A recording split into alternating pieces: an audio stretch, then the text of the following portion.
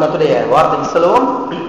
கடந்த பல வாரங்களாக யெகோவா ரோகி என்ற தலைப்பிலே ஒரு தொடர் போதனையை நாம் பார்த்து கொண்டு வருகிறோம். இதை சங்கீதம் 23 நாம் பார்த்து கொண்டு வருகிறோம். திருப்பிக் கொள்வோம். சங்கீதம் 23 சங்கீதம் 1 வசனம் முதல் 6 வசனம் வரைக்கும் நாம் எல்லாரும் சேர்ந்து வாசிப்போம். கர்த்தர் என் மேய்ப்பராயிருக்கிறார், நான் தாழ்ச்சி அடையேன். அவர் என்னை புல்லுள்ள இடங்களில் மேய்த்து அமர்ந்த தண்ணீர்கள் அண்டையில் என்னை கொண்டு போய் விடுகிறார். அவர் என் ஆத்துமாவை தேற்றி தம்முடைய நாமத்தின் நிமித்தம் என்னை நீதியின் பாதைகளில் நடத்துகிறார். நான் மரண இருளின் பள்ளத்தாக்கிலே நடந்தாலும் பொல்லாப்புக்கு பயப்படேன். தேவரீர் என்னோட கூட இருக்கிறீர். உமது கோலும் உமது தடியும் என்னை தேற்றும். என் சத்துருக்களுக்கு முன்பாக நீர் எனக்கு ஒரு பந்தியை ஆயத்தப்படுத்தி என் தலையை எண்ணெயால் அபிஷேகம் பண்ணுகிறீர். என் பாத்திரம் நிரம்பி வழிகிறது. என் ஜீவனுள்ள நாளெல்லாம் நன்மையும் கிருபையும் என்னை தொடரும். நான் கர்த்தருடைய வீட்டிலே நீடித்த நாட்களாய் நிலைத்திருப்பேன். இந்த சங்கீதத்தை தான் நாம் தொடர்ந்து செவ்வாய்க்கிழமை இரவுகளிலே நாம் பார்த்து கொண்டு வருகிறோம். அது மட்டுமல்ல, கடந்த வாரத்தில் எதை பார்த்தோம் என்றால், கடந்த வாரத்திலே 4ஆம் வசனத்தின் கடைசி பகுதியை நாம் பார்த்தோம். உமது கோலும் உமது தடியும் என்னை தேற்றும். இதில் முதலாவதாக கோலை குறித்து பார்த்தோம். கடந்த வாரத்திலே தடியை குறித்து பார்த்தோம். இந்த தடி என்பது எப்படி இருக்கும் என்பதை நாம் பார்த்தோம். இந்த தடி எதற்கு அடையாளமாக இருக்கிறது என்பதை நாம் பார்த்தோம். இந்த தடி எதற்கு அடையாளமாக இருக்கிறது என்று சொன்னால், கோல் எப்படி தேவனுடைய வார்த்தைக்கு அடையாளமாக இருக்கிறதோ இதை போலவே தடி பரிசுத்த ஆவியானவருக்கு அடையாளமாக இருக்கிறது என்பதை நாம் பார்த்தோம். பிறகு இந்த தடியினுடைய பயன்கள் என்ன, இந்த தடி எதற்காக பயன்படுத்தப்படுகிறது என்பதை நாம் பார்த்தோம். இந்த தடி 5 காரியங்களுக்காக பயன்படுத்தப்படுகிறது. முதலாவதாக, குட்டி ஆடுகளை தன்னிடமாக இழுத்துக் கொள்வதற்காக இந்த வளைந்த தடியை மேய்ப்பன் பயன்படுத்துகிறான். ஆடுகள் கூட்டமாக போகிற வேளையிலே இந்த சின்ன குட்டி ஆடுகள் அப்படி கூட்டத்தை விட்டு விலகி அப்படியே போகும். அப்பொழுது பாருங்க, ஓடி போய் அந்த ஆடை தூக்கி கொண்டு வந்து உள்ள விட முடியாது. அப்புறம் கையில உயரமா அந்த வளைந்த தடியை வைத்திருக்கிறான். அவன் என்ன பண்றான், இங்கிருந்து அந்த கோலால அந்த தடியால நீட்டி பாருங்க, அந்த கழுத்துல மாட்டி என்ன செய்யறான், உள்ள ஒரு இழுத்து விடுறான். தாயின் அண்டையிலே என்ன செய்யறான், அவன் இழுத்து விடுகிறான். கவனிங்க, இதை போலத்தான் பரிசுத்த ஆவியானவர் என்ன பண்ணுகிறார் என்று சொன்னால், பரிசுத்த ஆவியானவர் நம்முடைய உள்ளத்துக்குள்ளே, அதாவது விசுவாசியினுடைய உள்ளத்துக்குள்ளே தங்கி இருந்து அவர்களை இன்னும் அதிகமாய் தேவனிடத்திலே நெருங்கி இருக்கும்படியாக, அவர்கள் இன்னும் அதிகமாய் தேவனிடத்தில் நெருங்கி ஜீவிக்கும்படியாக, நெருங்கி வாழும்படியாக அவர்களை தேவனிடத்திலே தள்ளிவிடுகிறார் என்பதை நாம் பார்த்தோம். இரண்டாவதாக, ஆடுகளை ஒன்று சேர்க்க இந்த வளைந்த தடியை மேய்ப்பன் பயன்படுத்துகிறான் என்பதை நாம் பார்த்தோம். இதை போலத்தான் பாருங்க, பரிசுத்த ஆவியானவர் என்ன பண்ணுகிறார் என்று சொன்னால், நம்மிடத்தில் ஏற்படுகிற சில விரோதங்கள், சில கசப்புகளை நீக்கி போட, மற்றவர்களை மன்னிக்க உதவி செய்து என்ன செய்கிறார், நம்மை ஒருவரோடு ஒருவர் ஐக்கியப்படும்படியாக செய்கிறார். பல காரணத்தினாலே, பல சூழ்நிலை மத்தியிலே பாருங்க, ஒருவருக்கு ஒருவர் விரோதம் ஏற்பட்டு விடுகிறது, ஒருவருக்கு ஒருவர் பகை ஏற்பட்டு விடுகிறது, ஒருவர் மேலே ஒருவருக்கு மனத்தாங்கல் ஏற்பட்டு விடுகிறது, ஒருவருக்கு ஒருவர் கசப்பு ஏற்பட்டு விடுகிறது. அப்படிப்பட்ட வேளையிலே என்ன ஆகிறது, நாம் தேவனுடைய ஆசீர்வாதத்தை பெற்றுக்கொள்வதற்கு அது தடையாய் மாறிவிடுகிறது. நம்முடைய ஜெபத்துக்கு பதிலை பெற்றுக்கொள்வதற்கு அது தடையாய் மாறிவிடுகிறது. எனவே பரிசுத்த ஆவியானவர் நமக்குள்ளே இருந்து என்ன பண்ணுகிறார், அந்த கசப்பை உணர்த்தி, அந்த மனத்தாங்கலை உணர்த்தி, அதை நீக்கப்படும்படியாக, மற்றவர்களை மன்னிக்கும்படியாக நமக்குள்ளே உணர்த்தி, அதிலிருந்து வெளியே கொண்டு வர வைத்து ஒருவரோடு ஒருவர் ஐக்கியப்படும்படியாக பரிசுத்த ஆவியானவர் செய்கிறார். அப்படிப்பட்ட காரியங்களை நமக்குள்ளே செய்கிறார் என்பதை பார்த்தோம். ரைட். மூன்றாவதாக எதை பார்த்தோம் என்று சொன்னால், மூன்றாவதாக இந்த தடி எதற்கு பயன்படுத்தப்படுகிறது என்று சொன்னால், ஆடுகளை வழிநடத்த இந்த வளைந்த தடியை மேய்ப்பன் பயன்படுத்துகிறான் என்பதை நாம் பார்த்தோம். இதே போலத்தான் பரிசுத்த ஆவியானவர் நமக்குள்ளே வாசம் பண்ணி நம்மை அன்றாட வழி நடத்துகிறார். அப்ப பாருங்க, பரிசுத்த ஆவியானவரால்தான் ஒரு விசுவாசி அன்றாடம் என்ன செய்யப்பட வேண்டும், வழிநடத்தப்பட வேண்டும். தீர்க்க தரிசனத்தினாலேயோ அல்லது தேவதூதனுடைய சத்தத்தினாலேயோ அல்லது ஒரு தீர்க்க தரிசியின் மூலமாகவோ வழிநடத்தப்படக்கூடாது. உள்ளே இருக்கிற ஆவியானவரால் என்ன செய்யப்பட வேண்டும்? வழிநடத்தப்பட வேண்டும். புதிய ஏற்பாட்டில் திட்டவட்டமாய் பார்க்கிறோம். பழைய ஏற்பாட்டிலே பல விதமாக வழிநடத்தப்பட்டார்கள். ஆனா இன்றைக்கு நான் பழைய ஏற்பாட்டிலே இல்ல, இன்றைக்கு நான் புதிய ஏற்பாட்டிலே இருக்கிறோம். புதிய ஏற்பாட்டினுடைய மேன்மைக்கு ஏற்றார் போல நாம் என்ன செய்ய வேண்டும்? நடந்து கொள்ள வேண்டும். ரைட். நான்காவதாக இந்த வளைந்த தடி எதற்காக பயன்படுத்தப்படுகிறது என்று சொன்னால், இந்த வளைந்த தடி புதருக்குள்ளே சிக்கி கிடக்கிற ஆட்டை மீட்டெடுக்க மேய்ப்பனாலே பயன்படுத்தப்படுகிறது. சில சமயங்கள் பாருங்க, ஆடுகள் பாருங்க மேய போய் கொலை செடிகள்லாம் சாப்பிட போய் என்ன செய்யறது? போய் புதருக்குள்ள விழுந்துருது. புதருக்குள்ள விழுந்து முள்ளு விழுக்குள்ள மாட்டி வெளியே எந்திரிக்க முடியாம ஓன்னு கத்துது, கடந்து என்னை காப்பாத்துங்கன்னு கத்துது. அப்ப பாருங்க மேய்ப்பன் ஓடி போய் அந்த புதருக்குள்ள இருக்கக்கூடிய அந்த ஆடை என்ன செய்யணும்? மீட்டெடுக்கணும். இவனும் போய் இறங்கினா இவனும் உள்ள விழுந்துருவான், மேய்ப்பன் உள்ள விழுந்துருவான், சிக்கிக்கிடுவான். ஆனா என்ன பண்றான்? கையில இருக்கக்கூடிய அந்த நீளமான அந்த உயரமான அந்த வளைந்த தடியினாலே என்ன பண்ணுகிறான்? அந்த சிக்கல்களை எடுத்து நீக்கி விடுகிறான். சிக்கல்களை நீக்கி அந்த ஆட்டை என்ன செய்யறான்? வெளியே கொண்டு வருகிறான். கவனிய, இதை போலத்தான் நாமும் கூட சில சமயங்களிலே எங்கேயாவது போய் சிக்கிக் கொள்கிறோம், எங்கேயாவது போய் சிக்கிக் கொள்கிறோம், எங்கேயாவது போய் வேண்டாத காரியத்துல மூக்க நுழைச்சு மாட்டிக்கொள்கிறோம். ஐயோ ஏண்டா போய் தலையை விட்டோம் அப்படின்னு அப்புறம் போய் என்ன செய்யறோம்? மண்டைய சொல்லிக்கிட்டு இருக்கோம். நம்ம வாட்டுக்கு சும்மா இருந்திருக்கலாமே, இப்படி போய் மாட்டிக்கிட்டோமே, இப்ப நான் என்ன பண்ண போறேன், ஏது செய்ய போறேன், எப்படி இதுல இருந்து வெளியே வரப்போகிறேன் என்று பாருங்க திகைத்துக் கொண்டிருக்கிறோம். கவனிங்க, இப்படிப்பட்ட வேளைகளிலே நமக்குள்ளே வாசம் பண்ணுகிற பரிசுத்த ஆவியானவர் என்ன பண்ணுகிறார் என்று சொன்னால், அதை நமக்கு உணர்த்தி இனிமேல் இப்படி போய் மாட்டிக்கிறாத, இப்படி வேண்டாத காரியத்தில் மூக்க நுழைக்காத, என் ஆலோசனை கேட்காம செய்யாத என்று நமக்கு உணர்த்தி என்ன செய்கிறார்? அடுத்தபடியாக உன்னுடைய சுய புத்தியின் மேலே சாயாத என்று நமக்கு உணர்த்துகிறார். உன் சொந்த புத்தியின் மேலே உனக்கு தெரிஞ்சதெல்லாம் செஞ்சுக்கிட்டு தெரியாத, உன் உள்ளத்துல பட்டு இதெல்லாம் லேசா பட்டுன்னு படுதோ அதெல்லாம் செஞ்சுக்கிட்டு இருக்காது, நீ பாட்டுக்கு செஞ்சுக்கிட்டு இருக்காதே, உன்னுடைய சுய புத்தியின் மேலே சாயாதே, கர்த்தரை என்ன செய்து கொள்? சார்ந்து கொள் என்று பாருங்க கர்த்தர் நமக்கு பரிசுத்த ஆவியானவர் நமக்குள்ளே உணர்த்துகிறார். அது மாத்திரமல்ல, உன்னுடைய தேவைகளை யாவையும் கர்த்தர் சந்திப்பார், நான் சந்திப்பேன், உன்னுடைய தேவைகள் சந்திக்கப்படும் என்று சொல்லி அந்த சிக்கல்களில் இருந்து நம்ம என்ன செய்கிறார்? மீட்டெடுக்கிறார். ஆமென். அந்த சிக்கல்களில் இருந்து தேவன் நம்மை மீட்டெடுக்கிறார். எத்தனை பேர் அப்படிலாம் சிக்கல் இருந்து வெளியே வந்திருக்கிறீங்க? எல்லாருமே அந்த அப்படிப்பட்ட சிக்கல்ல இருந்து வெளியில வந்திருப்போம். பரிசுத்த ஆவியானவர் என்ன பண்ணுகிறார்? அந்த சிக்கல்களுக்குள்ள இருந்து நம்ம என்ன செய்கிறார்? வெளியே கொண்டு வருகிறார். ஐந்தாவதாக இந்த வளைந்த தடி எதற்காக பயன்படுத்தப்படுகிறது என்பதை நாம் பார்த்தோம். கவனிங்க, ஆடுகளை போசிக்க இந்த வளைந்த தடி என்ன செய்யப்படுகிறது? மேய்ப்பனாலே பயன்படுத்தப்படுகிறது. இதை போலத்தான் பரிசுத்த ஆவியானவர் நம்மை அன்றாடம் போசிக்கிறார். அன்றாடம் போசிக்கிறார். எதனாலே போசிக்கிறார்? தேவனுடைய வார்த்தையினாலே நம்மை போசிக்கிறார். சத்தியவேதம் சொல்லுகிறது, மனுஷன் அப்பத்தினாலே மாத்திரமல்ல கர்த்தருடைய வாயிலிருந்து புறப்படுகிற ஒவ்வொரு வார்த்தையினாலும் பிழைப்பான் என்று. எனவே பாருங்க, பரிசுத்த ஆவியானவர் என்ன பண்ணுகிறார்? இந்த வார்த்தை என்ன செய்கிறார்? நமக்கு கொடுக்கிறார். வார்த்தையினுடைய வெளிப்பாட்டை நமக்கு கொடுக்கிறார். சத்தியத்தின் ஆழத்துக்குள்ளாக நம்மை அழைத்து செல்கிறார். சத்தியவேதம் சொல்லுகிறது, யோவான் எழுதின சுவிசேஷம் 16ஆம் அதிகாரம் 13ஆம் வசனம் சொல்லுகிறது, சத்திய ஆவியாகி அவர் சகல சத்தியத்துக்குள்ளும் உங்களை என்ன செய்கிறார்? நடத்துகிறார். அவர் பாருங்க, சகல சத்தியத்துக்குள்ளும் நம்ம நடத்தி நம்மை மேய்க்கிறார். வார்த்தையினாலே நம்மை போஷிக்கிறார். அந்த வார்த்தை தான் நமக்கு பலனாக இருக்கிறது. அந்த வார்த்தை தான் நமக்கு போஷாக்காக இருக்கிறது. அந்த வார்த்தை தான் நமக்கு ஜீவனாக இருக்கிறது. அந்த வார்த்தை தான் நமக்கு ஆரோக்கியமாக பலனாக என்ன செய்கிறது? இருக்கிறது. எனவே பாருங்க, பரிசுத்த ஆவியானவர் வார்த்தைக்குள்ளே என்ன செய்கிறார்? நம்மை நடத்துகிறார். வார்த்தை கொண்டு என்ன செய்கிறார்? நம்மை போசிக்கிறார். இந்த 5 காரியங்களுக்காக தான் இந்த வளைந்த தடி பயன்படுத்தப்படுகிறது என்பதை நாம் போன வாரத்திலே பார்த்தோம். உமது கோலும் உமது தடியும் என்னை தேற்றும். ஆமென். எல்லாரும் கரங்களை வைத்து சொல்வோம், உமது கோலும் உமது தடியும் என்னை தேற்றும். ஆமென்.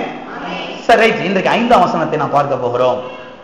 அதற்கு முன்பதாக இந்த 4ஆம் வசனத்தில் ஒரு சில காரியங்கள் சொல்ல வேண்டியது இருக்குது. அதை கொஞ்சம் சொல்லிடுறேன். அதை சொல்லிட்டு 5ஆம் வசனத்துக்குள்ள நான் போக. இந்த வசனம் சொல்லுகிறது, உமது கோலும் உமது தடியும் என்னை தேற்றும்.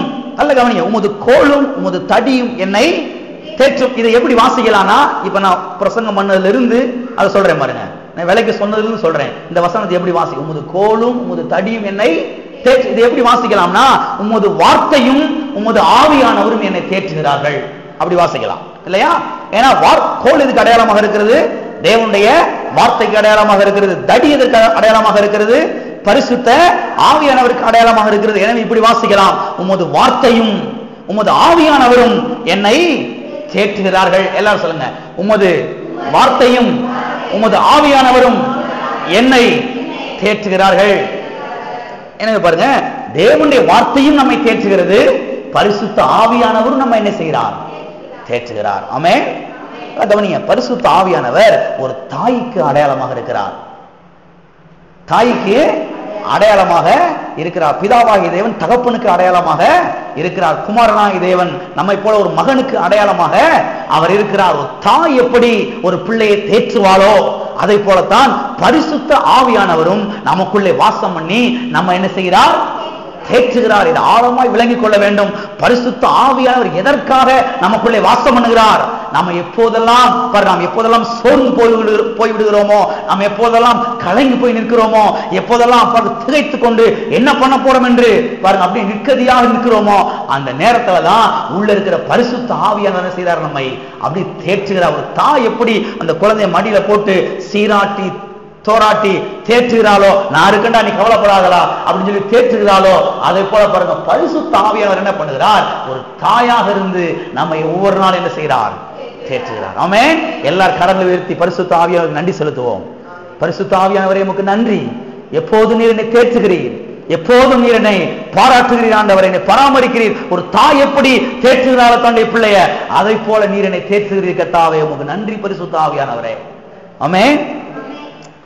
அது மட்டும் இல்ல, கவனிங்க, தேவனுடைய வார்த்தை என்று சொல்லும் போது அது இயேசு கிறிஸ்துவை என்ன செய்கிறது? குறிக்கிறது. அப்ப நீங்க கவனிக்கணும், உமது வார்த்தையும் உமது ஆவியானவர் என்னை தேற்றுகிறார்கள். வார்த்தை யாரு?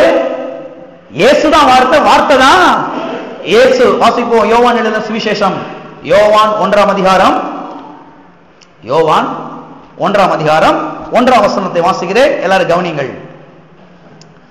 ஆதியிலே வார்த்தை இருந்தது, அந்த வார்த்தை தேவனிடத்தில் இருந்தது, அந்த வார்த்தை தேவனாயிருந்தது. என்னதுங்க?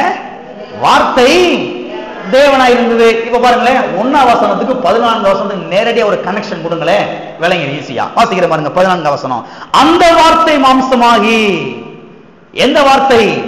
1ஆம் வசனத்தை வாசிக்கிறேன். ஆதியிலே வார்த்தை இருந்தது, அந்த வார்த்தை தேவனிடத்தில் இருந்தது, அந்த வார்த்தை தேவனாய் இருந்தது, அந்த வார்த்தை மாம்சமாகி. அந்த வார்த்தை மாம்சம் ஆகி. அப்ப இயேசுதான் மாம்சமானார் இல்லையா? வேதத்தில் எழுதப்பட்டிருக்கு இல்லையா? தீமோத்தேயு புத்தகத்திலே, தேவன் மாம்சத்திலே வெளிப்பட்டார். தேவன் மாம்சத்திலே வெளிப்பட்டார். யாரு? எந்த தேவன்? வார்த்தையாகிய தேவன். வார்த்தையாகிய தேவன் தான் மாம்சமாக வெளிப்பட்டார். அப்ப இயேசுதான் மாம்சமானார் என்று சொன்னால் ஒன்றுதான், அல்லது வார்த்தை தான் மாம்சமானது என்று சொன்னாலும் ஒன்றுதான். ஆமென். ஓகே, இப்போ வாசிப்போம். யோவான் எழுதின சுவிசேஷம் 14ஆம் அதிகாரம், யோவான் 14:16 வாங்க. யோவான் 14ஆம் அதிகாரம் 16ஆம் வசனம்.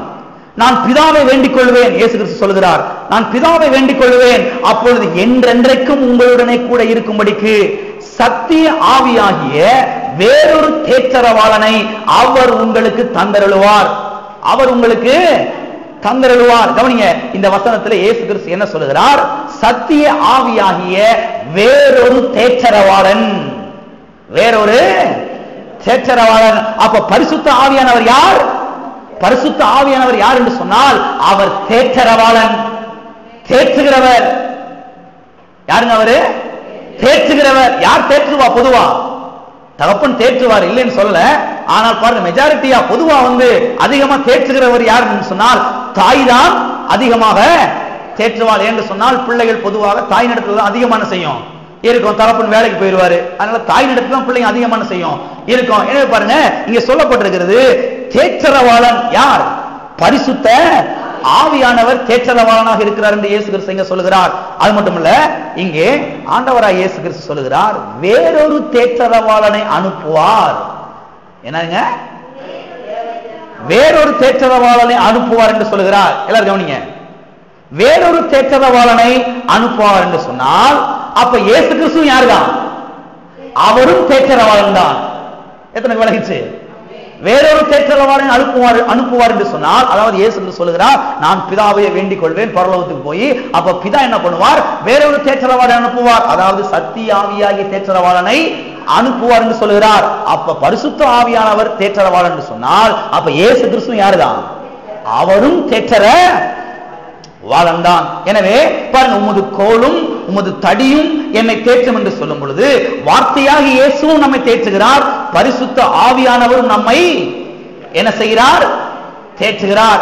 எனவே பாருங்க, இயேசு கிறிஸ்துவும் தேற்றரவாளன் தான், பரிசுத்த ஆவியானவரும் தேற்றரவாளன் தான். நாம் சோர்ந்து போகிற நேரத்திலே, நாம் கலங்கி போய் கவலைப்பட்டு நிற்கிற வேளையிலே தேவனுடைய வார்த்தையும் நம்மை தேற்றுகிறது, பரிசுத்த ஆவியானவரும் நம்ம என்ன செய்கிறார்? தேற்றுகிறார். எத்தனை இதெல்லாம் அனுபவிச்சிருக்கீங்க? சில சமயங்களை பாருங்க, அப்படியே சோர்ந்து துவண்டு போய் கலங்கி போய் என்ன பண்ண போறோம் என்ற நேரத்துல பரிசுத்த ஆவியானவர் என்ன பண்ணுகிறாரு? சத்திய வேதத்தில் இருக்கக்கூடிய ஒரு வார்த்தை என்ன செய்யறாரு? நமக்குள்ளே நினைப்பூட்டின மாத்திரத்துல பாருங்க, அப்படி புது பலன், புது தெம்பு. வரட்டு எவ்வளவு பெரிய பிரச்சனையாலும் அதை நான் பார்த்துறேன், கர்த்தர் என் கூட இருக்கிறாரு, பிரச்சனை ஒண்ணுமில்லாம போயிடும், கர்த்தர் என் கூட இருக்கிறாரு, நான் வெற்றி பெறுவேன் என்ற ஒரு பெரிய தைரியம், பெரிய விசுவாசம், பெரிய தெம்பு என்ன செய்து உள்ள ஏற்படுகிறது. பரிசுத்த ஆவியானவர் அப்படி நம்முடைய சோல்ற தட்டி கொடுத்த மாதிரி இருக்கும். கவலைப்படாத, நான் உன் கூட இருக்கிறேன், நான் உன் பட்சத்தில் இருக்கிறேன், நான் உனக்கு உதவி செய்யறேன், நான் உனக்கு அனுகூலங்களை உண்டாக்கி தருவேன், அவர்களோடு இருக்கிறவர்களை பார்க்கிலும் உன்னோடு இருக்கிறவர்கள் அதிகம், நீ கவலைப்படாத என்று பரிசுத்த ஆவியானவர் செய்தார். நமக்குள்ளே இருந்து நம்மை தேற்றுகிறார். ஆமென். அப்ப பாருங்க, தேவனுடைய வார்த்தையும் நம்மை தேற்றுகிறது, பரிசுத்த ஆவியானவர் நமக்குள்ளே இருந்து என்ன செய்றார்? நம்மை தேற்றுகிறார். ஓகே, இப்ப 5ஆம் வசனத்தை நாம் பார்க்க போறோம். இன்றைக்கும் வருகிற சில வாரங்களுக்கும் இந்த 5ஆம் வசனத்தை பார்க்க போகிறோம். வாசிக்கிறேன், கவனிங்கள். சங்கீதம் 23:5. என் சத்துருக்களுக்கு முன்பாக நீர் எனக்கு ஒரு பந்தியை ஆயத்தப்படுத்தி என் தலையை எண்ணெயால் அபிஷேகம் பண்ணுகிறீர், என் பாத்திரம் நிரம்பி வழிகிறது. எல்லாரும் சொல்லுவோம், என் சத்துருக்களுக்கு முன்பாக நீர் எனக்கு ஒரு பந்தியை ஆயத்தப்படுத்தி என் தலையை எண்ணெயால் அபிஷேகம் பண்ணுகிறீர், என் பாத்திரம் நிரம்பி வழிகிறது. சரி, இன்றைக்கு இந்த வசனத்தினுடைய முதல் பகுதியை நாம் பார்க்க போகிறோம். முதல் பகுதி இன்னைக்கு எவ்வளவு பார்க்க முடியும் நினைக்கிறேன், கொஞ்சம் பார்க்க முடியும். வாசிக்கிறேன். என் சத்துருக்களுக்கு முன்பாக நீர் எனக்கு ஒரு பந்தியை ஆயத்தப்படுத்தி, என் சத்துருக்களுக்கு முன்பாக நீர் எனக்கு ஒரு பந்தியை ஆயத்தப்படுத்தி. கவனிங்க, இதை வாசித்த உடனேயே அநேகர் என்ன எண்ணுகிறார்கள் என்று சொன்னால், இது ஏதோ பரலோகத்திலே தேவன் நமக்கு ஏற்படுத்தி வைத்திருக்கிற ஒரு பந்தியை குறித்துதான், ஒரு பந்தியை பற்றி தான் இங்கே சங்கீதக்காரனாகிய தாவீது பேசுகிறான் என்று அநேகர் எண்ணுகிறார்கள். இது தவறான ஒரு எண்ணமாகும். இதை வாஸ்தவனே அவங்களுடைய எண்ணத்துல, அவங்க மனதில் வரக்கூடிய ஒரு எண்ணம் என்னன்னா, என் சத்துருக்கு முன்பாக நீர் எனக்கு ஒரு பந்தி ஆயத்தப்படுத்தி என்று சொன்ன மாத்திரத்திலே அநேக கிறிஸ்தவர்கள் என்ன எண்ணுகிறார்கள், இது ஏதோ பரலோகத்திலே தேவன் நமக்கு ஏற்படுத்தி வைத்திருக்கிற ஒரு பந்தியை பற்றி தான் இங்கே சங்கீதக்காரன் பேசுகிறான் என்று அநேக கிறிஸ்தவர்கள் எண்ணுகிறார்கள். இது தவறான ஒரு எண்ணமாகும். ஏனென்று சொன்னால், இங்கே சங்கீதக்காரன் பரலோகத்தில் ஏற்படுத்தப்பட்டிருக்கிற ஒரு பந்தியை குறித்து அவன் பேசவில்லை, பூலோகத்திலே ஏற்படுத்தப்பட்டிருக்கிற ஒரு பந்தியை குறித்து தான் இங்கே சங்கீதக்காரனாகி தாவீது பேசுகிறான். அது மட்டுமல்ல, கவனிங்க, பரலோகத்திலேயும் கூட நமக்கு ஒரு பந்தி ஆயத்தப்படுத்தப்பட்டிருக்கிறது. ஆயத்தப்படுத்தப்பட்டிருக்கா இல்லையா? சத்தியவேதம் சொல்லுகிறது, அந்த விருந்திலே நாம் பங்கு பெறுவோம் என்று எழுதப்பட்டிருக்கிறது. அந்த விருந்திலே நாம் பங்கு பெறுவோம் என்று எழுதப்பட்டிருக்கிறது. தேவன் அங்கு ஒரு பந்தி ஆயத்தப்படுத்தி வைத்திருக்கிறாரு. அது உண்மைதான். நிச்சயமாகவே ஒரு நாள் அதிலே நாம் எல்லாரும் பங்கெடுக்க போகிறோம். ரட்சிக்கப்பட்ட ஒவ்வொருவரும், இயேசு கிறிஸ்து ரத்தத்தினாலே மீட்கப்பட்ட ஒவ்வொருவரும் நிச்சயமாகவே அந்த ஒரு பந்தியிலே நாம் என்ன செய்ய போகிறோம்? பங்கு பெற போகிறோம். அது வரப்போகிற காலங்களில் என்ன செய்ய போகிறது? நடக்க போகிறது. ஆனால் அந்த பந்தி நடக்கிற போது யார் இருக்க மாட்டான் என்று சொன்னால், சத்துரு இருக்க மாட்டான். எந்த பந்தி நடக்கிற வேளையில? வரப்போற காலங்களிலே ஒரு பந்தி வரப்போது இல்லையா? அந்த பந்தியில் எல்லாரும் பங்கு பெற போகிறோம். அந்த பந்தி நடக்கிற வேளையிலே யார் இருக்க மாட்டான் என்று சொன்னால், சத்துரு இருக்க மாட்டான், எதிரி இருக்க மாட்டான். ஆனால் இந்த பந்தி யாருக்கு முன்பாக ஆயத்தப்படுத்தப்பட்டிருக்கிறது என்று சொன்னால், இந்த பந்தி சத்துருக்களுக்கு முன்பாக. அதை கவனிக்கணும். சத்துருக்களுக்கு முன்பாக இந்த பந்தி ஆயத்தப்படுத்தப்பட்டிருக்கிறது. எனவே சத்துருக்கள் இருக்கிற ஒரு இடத்தில் தான் இந்த பந்தி ஆயத்தப்படுத்தப்பட்டிருக்கிறது. எத்தனை பேருக்கு தெரியும் பரலோகத்தில் சத்துருக்கள் கிடையாது என்று? பரலோகத்தில் சத்துரு இருக்கானா? கிடையாது. பரலோகத்தில் சத்துரு கிடையவே கிடையாது. அப்ப சத்துரு எங்கே இருக்கிறான்? சத்துரு இங்கேதான் இருக்கிறான். பிசாசு இங்கேதான் இருக்கிறான். பிசாசு இங்கே இருந்துதான் கிரியை செய்து கொண்டிருக்கிறான். பிசாசு இங்கேதான் நம்மை விழுங்க பார்க்க வகை தேடி கொண்டிருக்கிறான். கெர்ச்சிக்கிற சிங்கம் போல் எவனை விழுங்கலாமோ என்று வகை தேடி சுற்றி திரிகிறான் என்று சத்தியவேதம் சொல்கிறது. எனவே பாருங்க, இந்த பந்தி எங்க ஆயத்தப்படுத்தப்பட்டிருக்குது? பரலோகத்துல கிடையாது. பரலோகத்துல ஒரு பந்தி இருக்குது, அது கண்டிப்பா அனுபவிக்க போறோம். ஆனா இங்க சொல்லப்பட்டிருக்கிற பந்தி எங்க ஆயத்தப்படுத்தப்பட்டிருக்கிறது? இந்த பூலோகத்துல ஆயத்தப்படுத்தப்பட்டிருக்கிறது. யாருக்கு முன்பாக? சத்துருக்களுக்கு முன்பாக. சத்துருக்களுக்கு முன்பாக இந்த பூலோகத்தில் ஆயத்தப்படுத்தப்பட்டிருக்கிறது. எனவே பாருங்க, சத்துருக்கள் இருக்கிற இந்த பூமியில் தான் கர்த்தர் நமக்கு ஒரு பந்தியை ஆயத்தப்படுத்தி வைத்திருக்கிறார். இந்த உலக வாழ்க்கையிலே பிசாசு இருக்கிற இந்த உலகத்திலே நமக்கென்று நம்முடைய தேவைகளை சந்திக்கும்படியாக ஒரு பந்தி என்ன செய்யப்பட்டிருக்கிறார்? ஆயத்தப்படுத்தி வைத்திருக்கிறார். நம்முடைய எல்லா தேவைகளையும் சந்திக்க திருப்திப்படுத்துகிற ஒரு பந்தியை என்ன செய்திருக்கிறார்? அவர் ஆயத்தப்படுத்தி வைத்திருக்கிறார். ஆமென். ஓகே, அது மட்டுமல்ல, கவனிங்க, இந்த பந்தியை நீங்கள் விளங்கிக் கொள்ள வேண்டும் என்று சொன்னால், இங்க சொல்லுகிறாங்களே சங்கீதக்காரனாய் தாவீது, என் சத்துருக்களுக்கு முன்பாக நீர் எனக்கு ஒரு பந்தியை ஆயத்தப்படுத்தி. இந்த பந்தியை நீங்கள் விளங்கிக் கொள்ள வேண்டும் என்று சொன்னால், ஆடுகளையும் மேய்ப்பனையும் அறிந்து கொண்டால்தான் இந்த பந்தியை நீங்கள் என்ன செய்ய முடியும்?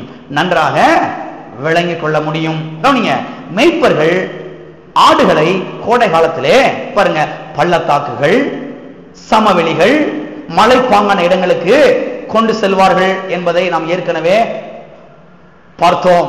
கவனிங்க, அப்படிப்பட்ட இடங்களுக்கு கொண்டு செல்கிற வேளையிலே அதையும் தாண்டி ஆடுகளை மலை உச்சிகளுக்கு கொண்டு செல்வானா. கவனிங்க, அங்க போனா டேபிள் லேண்ட், டேபிள் லேண்ட் என்கிற ஒரு இடம் அங்கே இருக்குமா. மலை உச்சியிலே சமனான இடம், பெரிய ஒரு இடம் அங்கே இருக்குமா. இதைத்தான் டேபிள் லேண்ட் என்று ஆங்கிலத்திலே சொல்லுகிறார்கள். பாருங்க, இதெல்லாம் நான் பார்த்திருக்கிறேன். ஆந்திராவெல்லாம் இருக்கும் பொழுது தருமபுரி போன்ற ஏரியாவுக்கு நான் ஊழியத்துக்கு போன அந்த நாட்களிலே பாருங்க, இதை பார்த்து அப்படி நான் ஆச்சரியப்பட்டிருக்கிறேன், அப்படி வியந்து போயிருந்திருக்கிறேன். பாருங்க, ஊழியத்துக்கு போவோம், டெம்போ டிராவல் எடுத்துக்கிட்டு வேன்ல போவோம், மலை உச்சிக்கு போவோம். அங்க போய் சேர்றதுக்கு 2 மணி நேரம் 2.5 மணி நேரம் ஆகும். பாருங்க, டெம்போ டிராவல போறதுக்கே 2 மணி நேரம் 2.5 மணி நேரம் ஆகும் போய் சேர்றதுக்கு. அவ்வளவு லாங்கா இருக்கும் பாருங்க. மேல போய் பார்த்தா பாருங்க, அப்படியே அவ்வளவு ஆச்சரியம். நான் அப்படி பார்த்து ஆச்சரியப்பட்டிருக்கிறேன். அங்க மலை உச்சிக்கு போய் இறக்கி விடுவாங்க பாருங்க. இறக்கி விட்டா பல கிலோமீட்டர் தூரத்துக்கு பார்த்துங்க, அப்படி சமனான வெளி இருக்கும்.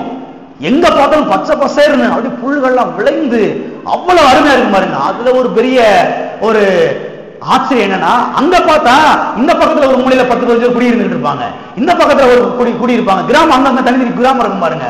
அப்படியே பார்த்து உட்கார்ந்து ஆச்சரியப்பட்டிருக்கிறேன் பாருங்க. இவ்வளவு உயரத்திலையும் கூட ஆட்கள் வந்து இங்க குடியிருக்கிறாங்களா? ஏதாவது ஒரு சின்ன காரியம்னாலும் அவங்க எவ்வளவு தூரம் கீழே இறங்கி வரணும். அடையப்பா, பஸ்ஸும் கிடையாது, ஒண்ணும் கிடையாது. அவங்க ஊருக்கு நடந்தே அங்க இருந்து இறங்கி வரணும் கீழே, ஊருக்கு சிட்டிக்கு வரணும்னா. அப்படிப்பட்ட மலை உச்சிகளிலே பாருங்க, சமனான வெளி, பெரிய இடம் இருக்குமா பாருங்க. நான் அதை பார்த்திருக்கேன். அப்படியே புல்கள் அங்க நிறைந்திருக்கும் பாருங்க. அங்க கொண்டு போய் இந்த ஆடுகளை மேய விடுவாங்களாம். அதைத்தான் ஆங்கிலத்திலே டேபிள் லேண்ட் என்று சொல்லுகிறார்கள். சத்துருக்களுக்கு முன்பாக நீர் எனக்கு ஒரு பந்தியை ஆயத்தப்படுத்தி, பந்தியை ஆயத்தப்படுத்தி. ஆகவே பாருங்க, இப்படிப்பட்ட இடங்களுக்கு கொண்டு போய் இந்த ஆடுகளை மேய்ப்பார்களாம். மலை உச்சியிலே சமனான புல்வெளிகளிலே கொண்டு போய் மேய்ப்பார்களாம். அது மட்டுமல்ல, கவனிங்க, இந்த ஆடுகளை அந்த டேபிள் லேண்டுக்கு அழைத்து செல்வதற்கு முன்பாக சில நாட்களுக்கு முன்னாலேயே பாருங்க, அந்த டேபிள் லேண்டை இந்த மேய்ப்பர்கள் போய் பார்த்து விட்டு வருவார்களாம். ஆடுகளை மந்தையில வைத்து விட்டு இந்த மேய்ப்பர்கள் போய் இந்த டேபிள் லேண்ட் எங்க இருக்குது, இந்த பந்தி எங்க இருக்குது, இதுக்கு நல்ல ஆகாரம், ரொம்ப அருமையான ஆகாரம், ரொம்ப சுவையான ஆகாரம் எங்க இருக்குன்னு சொல்லி பாருங்க. இந்த ஆடுகளை அழைத்து கொண்டு போவதற்கு முன்பதாக 2 நாள் 3 நாளைக்கு முன்பதாகவே இந்த மேய்ப்பர்கள் எல்லாம் போய் அந்த இடத்தை என்ன செய்வார்களாம், பார்த்து விட்டு வருவார்களாம். பாருங்க, அந்த ஆடுகளை எந்த வழியாக அந்த இடத்துக்கு கொண்டு போகலாம், இந்த டேபிள் லேண்டுக்கு எப்படி அழைத்து கொண்டு போகலாம் என்று பார்த்து விட்டு வருவார்களாம். பாருங்க, அப்படி பார்த்து விட்டு வந்த பிறகுதான் இந்த ஆடுகளை அங்க என்ன செய்வார்களாம், அழைத்து கொண்டு போவார்களாம். கவனிங்க, இதை பற்றி பேசும் பொழுதுதான் சங்கீதக்காரன் தாவீது இங்க சொல்கிறான், எனக்கு ஒரு பந்தியை ஆயத்தப்படுத்தி, அந்த மேய்ப்பன் எப்படி ஒரு பந்தி ஆயத்தப்படுத்துகிறானோ இதை போல கர்த்தர் நமக்கு என்ன செய்திருக்கிறார், ஒரு பந்தியை ஆயத்தப்படுத்தி வைத்திருக்கிறார். அது மட்டுமல்ல, கவனிங்க, இந்த டேபிள் லேண்டை பார்க்க போகிற வேளையிலே நல்லா கவனிங்க, அங்கே ஏதாவது விஷ செடிகள், நச்சுத்தன்மைகள், விஷத்தன்மைகள் உள்ள செடிகள் ஏதாவது இருக்கிறதா என்பதை இந்த மேய்ப்பர்கள் அப்படி ஆராய்ந்து பாப்பா, போகிற வழியிலே அப்படி பார்த்துக்கிட்டே போவாங்களாம். எங்கேயாவது விஷ செடி இருக்குதா, இந்த நச்சுத்தன்மை உள்ள செடிகள் இருக்கிறதா என்பதை அவர்கள் பார்த்து கொண்டே போவார்களாம். கவனிங்க, அப்படி பார்த்து கொண்டு போகிற வேளையிலே கூடுமான வரைக்கும் என்ன பண்ணுவாங்க, அந்த செடியை புடுங்கி எரிஞ்சிருவாங்களாம், வெயிலில புடுங்கியே போட்டுருவாங்களாம் கூடுமான வரைக்கும். இல்லை என்று சொன்னால் அந்த ஆடுகளை அந்த வழியாக அந்த டேபிள் லேண்டுக்கு, அந்த பந்திக்கு அழைத்து கொண்டு போவதை தவிர்த்து விடுவார்களாம். ஏன்னு சொன்னால் இந்த ஆடுகள் போகிற வழியிலே பார்க்கிற செடியில எல்லாம் வாய வைக்க நினைக்குது. பார்க்கிற அது போற வழியில் அப்படியே போகும்போது ஆடு சும்மா போக நினைக்கிறீங்களா, அது சும்மா போகாது. அங்க போய் 2 வாயை வைக்கும், இங்க 2 வாயை வைக்கும், எது செடின்னு தெரியாது அதுக்கு. அது போற வழியில் எம்மாவும் கடிச்சுட்டே போகும் அப்படியே. அப்ப போய் பாருங்க, விஷ செடியில கடிச்சிட்டு செத்து போயிருமே ஆடு. அதனால இந்த மேய்ப்பன் என்ன பண்ணுவாரா, கூடுமான வரைக்கும் இந்த செடியை பிடிங்கி போட்டுருவாராம். ஒருவேளை ரொம்ப அதிகமா இருக்குதா என்ன பண்ணுவாரு, இந்த வழியில இந்த ஆடுகளை கூட்டிட்டே போக வேணாம், ஏன்னா ஆடுகள் மறித்து விடும் என்று அதுக்கு வேற வழியில எப்படி இந்த டேபிள் லேண்டை கொண்டு போய் சேர்க்கலாம் என்பதை அவர்கள் திட்டமிடுவார்களாம். ஆக பாருங்க, முன்னதாக இவர்கள் சென்று அதை பார்த்து விட்டு வருவார்களாம். அது மட்டும் இல்ல, கவனிங்க, அதாவது அந்த அங்கே விஷ செடிகள் இருக்கிறதா என்பதை பார்ப்பது மட்டுமல்ல, அங்கே துஷ்ட மிருகங்கள் ஏதாவது அங்கே இருக்கிறதா என்பதையும் இந்த மேய்ப்பர்கள் பார்த்து விட்டு வருவார்களாம். சிங்கம், புலி, சிறுத்தைகள், நரிகள், இப்படிப்பட்ட துஷ்ட மிருகங்கள் அந்த டேபிள் லேண்ட் பக்கத்துல எது இருக்குதா என்பதை அவர்கள் பார்த்து கொண்டு வருவார்களாம். ஒருவர் சொல்லுகிறார், சில சமயங்களை பார்த்தீங்கன்னா இந்த சிறுத்தைகள் இருக்கு பாருங்க, இந்த சிறுத்தைகள் ஆடை பிடிச்சு அப்படியே பாருங்க பிச்சு தின்னு அப்படி கொதறி எரிஞ்சிருக்குமா பாருங்க. அந்த ஆடுகளை நிறைய வைத்து வளர்க்கக்கூடிய அந்த ஒருவர் சொல்லுகிறார், அப்படி சிறுத்தைகள் ஆடை அப்படி பதுங்கி இருந்து பிடுங்கி அப்படி பிச்சு கொதறி அட்ரஸ் தெரியாத அளவுக்கு பாருங்க அப்படி பிச்சு கொதறி போட்டுருக்குமா பாருங்க. இவர் சொல்லுகிறாரு, இந்த சிறுத்தையை நான் கண்ணால ஒரு நாள் கூட பார்த்ததே கிடையாது, இது எங்க பதுங்கி இருக்குது, எப்படி பதுங்கி இருக்குது என்பது தெரியவில்லை என்று சொல்லுகிறார். ஆடுகள் பாருங்க, ஆடுகள் அழைத்து கொண்டு போகிற அந்த வேளைகளிலே பாருங்க இவைகள் பாருங்க மறைந்திருக்கும் என்று சொல்லுகிறார். மரங்களுக்கு பின்னாக, செடிகளுக்கு பின்பாக சிறுத்தை பாருங்க, அது மறையறக்கூடிய ஒரு தன்மை உள்ளது அதுக்கு. இந்த சிங்கத்துக்கும் மற்ற சில மிருகங்களுக்கும் மரம் ஏற தெரியாது. ஆனா அந்த சிறுத்தை இருக்கு பாருங்க, அது என்ன பண்ணும், மரம் ஏறும் நல்லா. மரம் அது என்ன பண்ணுனா ஆடை அடிச்சு கொண்டு போய் அந்த ஆடை வாயிலவே கவ்வி மர உச்சியில கொண்டு போய் உட்காந்து சாப்பிட்டு இருக்கோம். மர உச்சியில கொண்டு போய் இந்த அனிமல் பிளான்ட் டிஸ்கவரி சேனல்லாம் பார்த்தீங்கன்னா அது காமிப்பாங்க நல்லா. அப்படியே ஆடை அடிச்சு ஆடை இழுத்துட்டு போகுது, மேல இழுத்து கொண்டு போய் மர உச்சியில உட்காந்து அங்க உட்காந்து சாப்பிட்டு இருக்கு பாருங்க. மித்த மிருகங்கள் மேல உட்காந்து சாப்பிடாது, அது கீழே தின்னு போட்டு போயிடும். அவ பாருங்க, இவங்க சொல்லுகிறார், அந்த சிறுத்தை புலிகள் பாருங்க மரத்துக்கு பின்னாக, செடிக்கு பின்னாக இருந்து அதை அப்படியே பார்த்து கொண்டு இருக்கும் என்று சொல்லுகிறார். அது மட்டும் இல்ல, கவனிங்க, இந்த சிறுத்தைகள் எப்படிப்பட்ட ஆடுகளை பிடிக்கும் என்றால் இதுதான் ரொம்ப முக்கியமா நீங்க கவனிக்கணும். சிறுத்தை புலி இந்த சிறுத்தைகள் எல்லாரையும் அப்படி பாஞ்சு அப்படி கடிச்சு அப்படி கொதறிடுமா கிடையாது, ரொம்ப முக்கியம். இந்த சிறுத்தைகள் எப்படிப்பட்ட ஆடுகளை பிடிக்கும் என்று சொன்னால் மந்தையை விட்டு பிரிந்து செல்லுகிற ஆடுகளைத்தான் பிடித்து இப்படி கொதறி போட்டு ஒன்றுமில்லாமல் ஆக்கி போடும் என்று சொல்லுகிறார்கள். கவனிங்க, சாத்தானும் கூட இப்படித்தான் இருக்கிறான். கவனிங்க, சாத்தானுக்கும் துஷ்ட மிருகங்களுக்கும் ஏராளமான ஒற்றுமைகள் இருக்கிறது. எனவேதான் பாருங்க, இதையெல்லாம் மனதிலே வைத்துக் கொண்டுதான் சங்கீதக்காரனாய் தாவீது சொல்கிறான், என் சத்துருக்களுக்கு முன்பாக நீர் எனக்கு ஒரு பந்தியை ஆயத்தப்படுத்தி என் தலையை எண்ணெயால் அபிஷேகம் பண்ணுகிறீர் என்று சொல்லுகிறான். அது மட்டும் இல்ல, கவனிங்க, துஷ்ட மிருகங்கள் இவைகளை பார்த்து கொண்டு ஒரு பக்கத்தில் இருக்குது. துஷ்ட மிருகங்கள்லாம் இந்த ஆடெல்லாம் அப்படியே மேய்ப்பன் கூட்டிட்டு வர்றாரு. ஆடெல்லாம் அந்த டேபிள் லேண்ட் கூட்டிட்டு போறாரு. டேபிள் லேண்ட் கூட்டிட்டு போற வேலையில இந்த சிறுத்தை, புலி, சிங்கம் அது இதெல்லாம் அப்படியே மரத்துக்கு முன்னாடி இருந்து அப்படியே பார்த்துக்கிட்டு இருக்குது. எப்படா ஏதாவது ஒரு ஆடு தனியா வராதா, தனியா வராதா என்ன அப்படியே வேடிக்கை பார்த்துக்கிட்டு இருக்குது. தனியா வர்றால தான் அது பிடிக்கும், கூட்டமா இருக்கிறனால பிடிக்காது. கவனிங்க, ஒரு பக்கத்துல இந்த துஷ்ட மிருகங்கள் அப்படியே பார்த்துக்கிட்டு இருக்குது. டிஸ்கவரி சேனல் காமிப்பாங்க பாருங்க, அப்படி எச்சி வடியும் அப்படியே உட்காந்துருக்கு பாருங்க, நான் பார்த்துருக்கேன். அப்படியே எச்சி எப்படா இந்த ஆடு கொழுகுன்னு இருக்குது. அதுக்கு என்னன்னா நல்லா தீனி போட்டிருக்கிறாரு இந்த ஆளு. இந்த ஆடுக்கு நல்லா தீனி போட்டிருக்காரு, நல்லா கொழுன்னு இருக்குது. பிடிச்ச அன்னைக்கு ஒரு புடி நல்லா ஒரு பிரியாணி சாப்பிடலாமே அப்படின்ற மாதிரி அப்படியே பார்த்துக்கிட்டு இருக்குது. ஒரு பக்கத்துல இது பார்த்துக்கிட்டு இருக்குது, ஒரு பக்கத்துல இந்த மேய்ப்பன் என்ன பண்றாரு, அந்த டேபிள் லேண்டு கொண்டு போய் நல்லா தீனியை போடுறாரு. நல்ல தீனிய நம்முடைய கர்த்தர் அப்படிதான் பண்ணிட்டு இருக்காரு. நல்லா தீனிய போடுறாரு, வார்த்தை என்கிற தீனிய நல்லா போடுறாரு. சத்துருவேன் பார்த்துக்கிட்டு இருக்கான், ஐயோ ஆரம்பத்துல ஒண்ணுமெல்லாம் இருந்தாங்களே, இப்ப போய் வசனத்தை கேட்டு கேட்டு கேட்டு கேட்டு நல்லாயிட்டாங்க இவங்க அப்படின்னு அதை எச்சி வடி விட்டு பார்த்துக்கிட்டு இருக்கிறான். யார? உங்களை தாங்க. உங்களை ஒரு காலத்துல இப்படி இருந்தாங்களே இவங்க, சாப்பாட்டுக்கு வழி இல்லாம, கஞ்சிக்கு வழி இல்லாம, உடுத்துறதுக்கு ஒண்ணும் இல்லாம, வீடு இல்லாம, ஒண்ணு இல்லாம உங்க பாட்டுக்கு இருந்தாங்களே, இன்னைக்கு சபைக்கு போய் வசனத்தை கேட்டு நல்லா கொழுத்து இருக்கிறாங்களே, நல்லா இருக்கிறாங்களேன்னு சொல்லி அதை பார்த்துக்கிட்டு இருக்கிறான். உங்களுக்கு தான் தெரியல, ஆனா அவன் பார்த்துக்கிட்டு இருக்கிறான். பிசாசு ஒரு பக்கத்தை பார்த்துக்கிட்டு இருக்கிறான், கர்த்தர் ஒரு பக்கத்தை நல்ல தீனியை போடுறாரு. உங்களுக்கு காலையில போடுறாரு, சாயங்காலம் போடுறாரு, பைபிள் ஸ்டடியில போடுறாரு, போட்டுக்கிட்டே இருக்கிறாரு, சாப்பாட போட்டுக்கிட்டே இருக்கிறாரு. எத்தனை வேலைங்க டேபிள் லேண்ட், அதான் டேபிள் லேண்டுக்கு அழைத்து கொண்டு வந்து சாப்பாட போடுகிறார். கவனிங்க, துஷ்ட மிருகங்கள் இவளை பார்த்து கொண்டிருக்கிறது, இவைகளை இந்த ஆடுகளை ஒரு சைடு பார்த்துட்டு இருக்குது.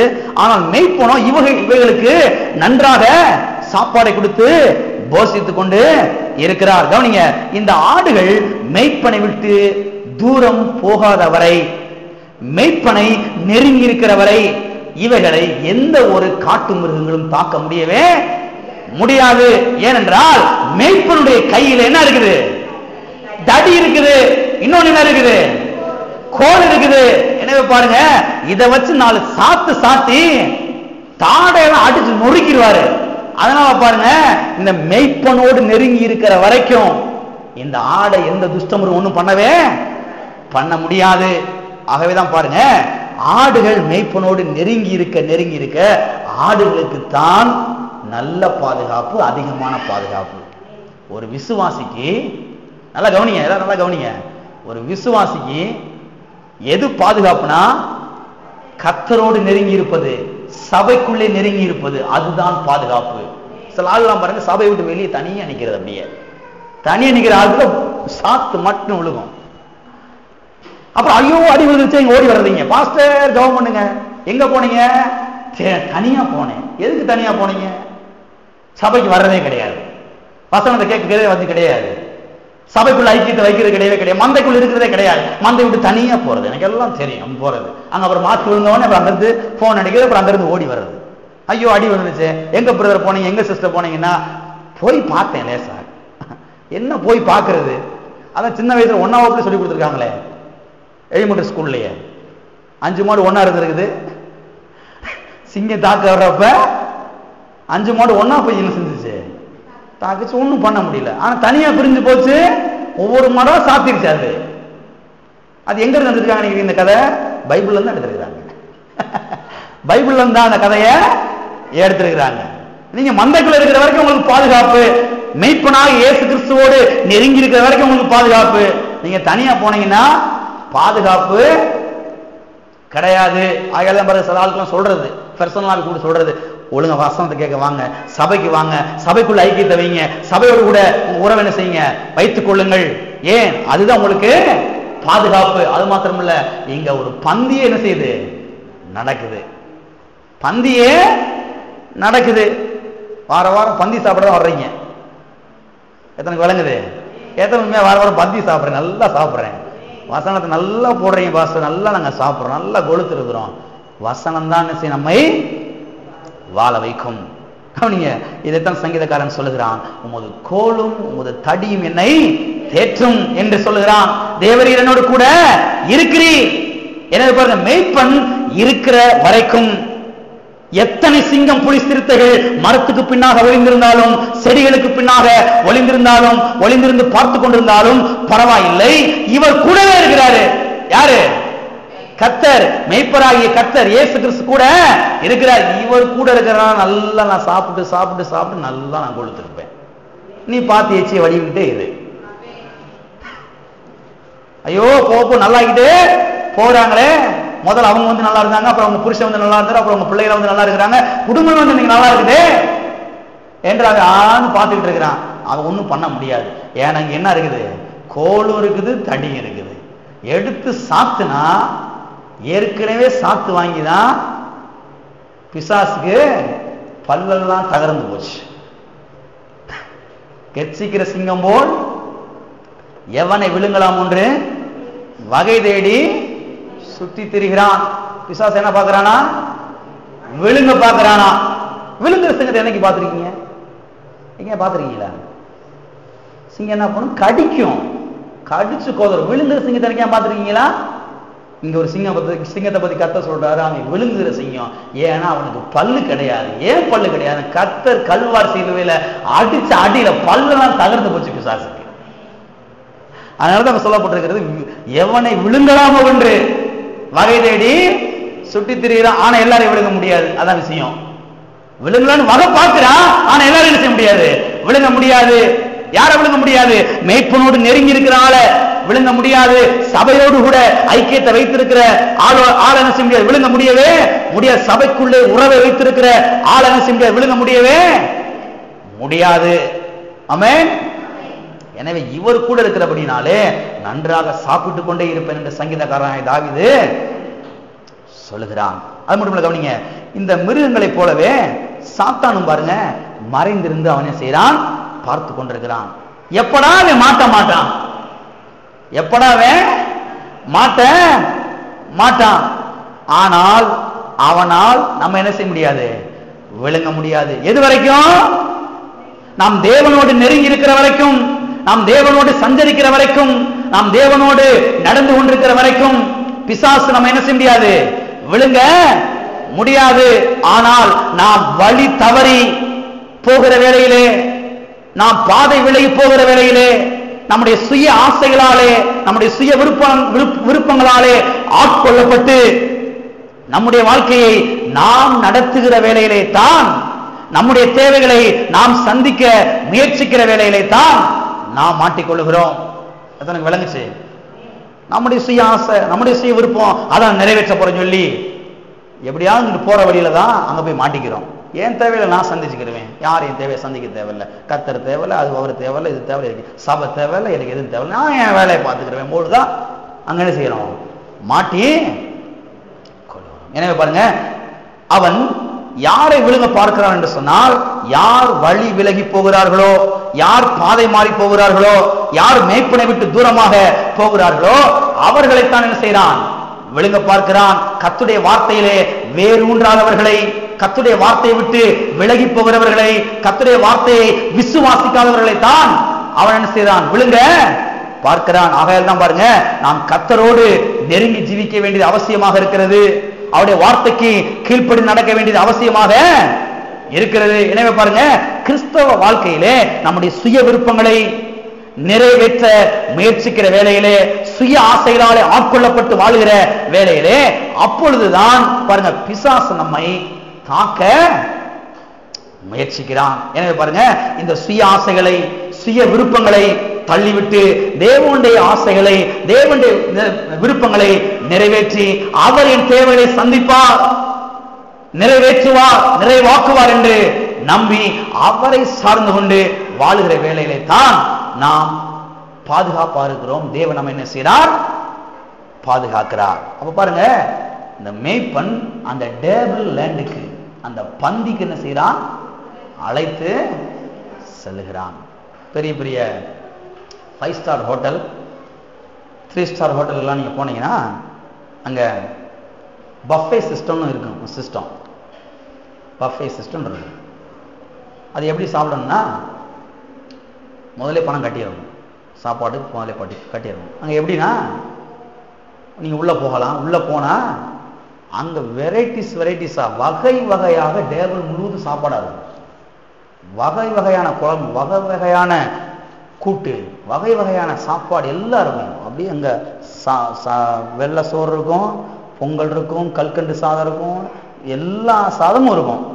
அப்புறம் எல்லா குழம்பும் இருக்கும், எல்லா வகையான கூட்டு எல்லாமே இருக்கும். நீங்கள் என்ன பண்ணணும், முதல்ல உள்ளே போய் பிளேட் எடுத்துகிட்டு போய் எல்லாத்துலேயும் கொஞ்சம் கொஞ்சம் கொஞ்சம் கொஞ்சம் கொஞ்சம் எடுத்து வச்சு டேபிள் வந்து உட்காந்து டேஸ்ட் பண்ணி பார்க்கணும்.